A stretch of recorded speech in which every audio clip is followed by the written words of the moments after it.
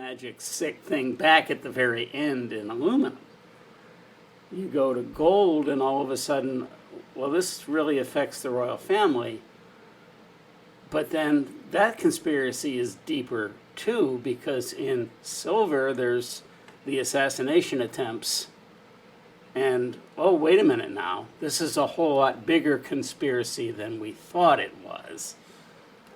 And then finally, it kind of culminates in finding out who Prince Heinrich really is and what his role is.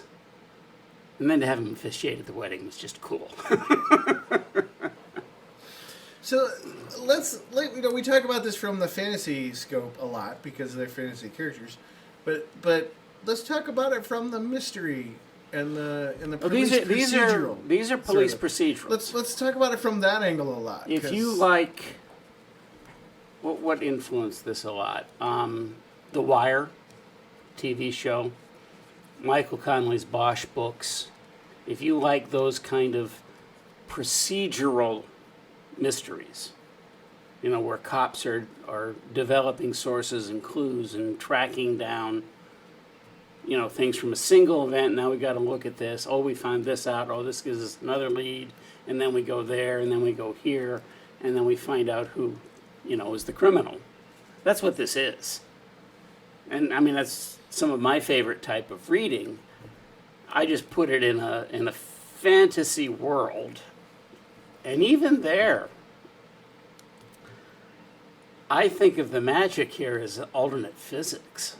Yeah, it's a very hard magical it's a system. very hard magic. There are only certain things you can do. Yes, we can do a lot of things that, well, let's look at it. Do you know how your cell phone works? No, it's magic. Might as well be magic. And so I just say, okay, we don't know how any of this works.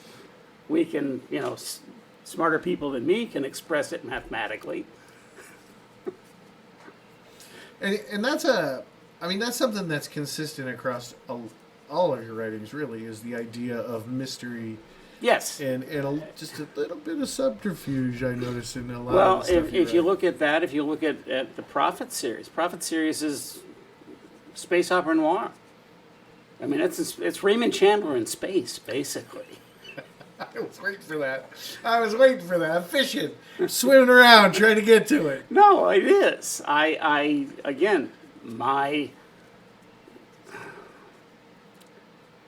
don't know, I sort of naturally gravitate both towards those kind of books. That's what I'm reading now. I love heist stories. I love, I wish I could write stories like Lock, Stock, and Two Smoking Barrels. Where you have parallel storylines that are even observable to one another. If you think of that movie, in the background you see events going on that are the other story, but then it eventually all comes together in a single knot at the end. Who does that well too? Oh, he did Razor Grow, the Florida Man. I can't remember the author's name. It's not Dave Barry, but it's... You'll think of it. Yeah, he did Bad Monkey, and it's the same kind of thing. You have these...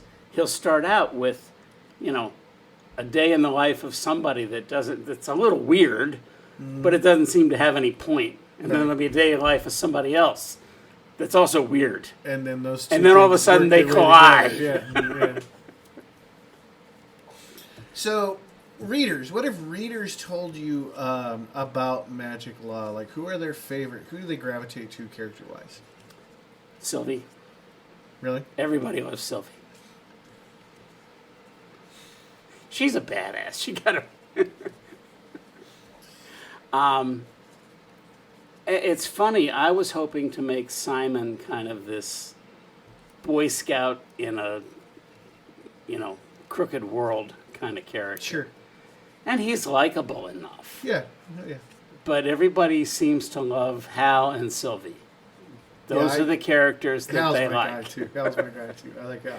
Just his attitude about everything. Yeah. He's got they're the characters that everybody seems to gravitate to. And as a matter of fact, one of my beta readers in aluminum said took me to task for the last third or so of the book when Simon is trying to solve the mystery, and it's like, what happened to Sylvie? She goes from being this, badass warrior when they're making the escape from the Havens to a bride, and then she just kind of disappears Fades from the away, story. yeah. I said, you're right. I've got to get her more actively involved again in solving. And then that gets into the minor quarrel that they have about Simon being too protective of her when they're in operational mode, Ooh, and there she's it is. like, no, we can't make this work. Right. If you're going to be looking out for me all the time, you got to trust me to be able to watch my own back. That's good. That's interesting. So, okay. So aluminum's coming out roughly December 1st, right there in that night. Good. I want to have it out by Book Festival. We're there. I think yeah. this is just Sharon looking at it to make sure that everything's all the T's are crossed and the I's are dotted. Okay. So you can order it. It's available for pre-order now online, brickcave.media. This will probably be where we put out all of them in hardbound as well. So you'll be able to get all 4 of them Okay. in hardbound edition as well. So for those of you that have the paperbacks, going all the way back to 2018, you now can get your collection in hardbound and you can get them signed. So one of the things I'm asked, because I have a lot of friends who would rather read ebooks, Mm-hmm. and while I say yes, you can get it that way, I'd rather you go to our website and order the book there, because then Amazon doesn't get their cut. Well, and that, it's interesting that you say that, because one of and we're going to change gears a little bit here because this is going to be a good talk about the business.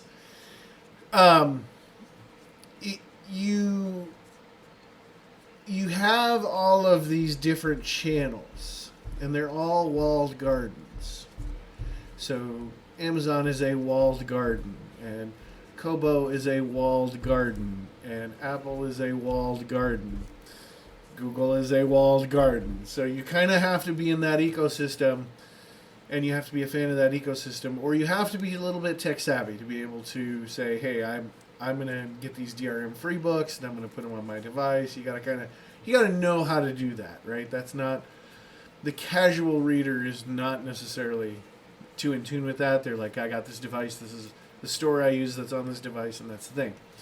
So we have always worked to meet people on those platforms. So the existing 3 books, basically the top 5 platforms, you can get them. And a lot of the smaller platforms, you can get them too, because we do use an aggregator to make sure that the book's available in some of the more nuanced places out there. I didn't even know that there were. There's tons of nuanced places. There's so many markets, so many little markets out there that you can get books on. So the ebooks are available universally. We don't sell them direct. I know.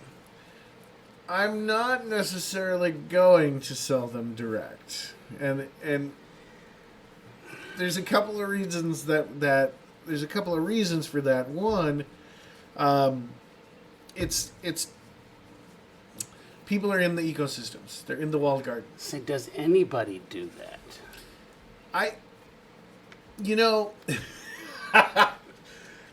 Yes, there are small publishers that will sell the ebook. I'm talking about major publishers.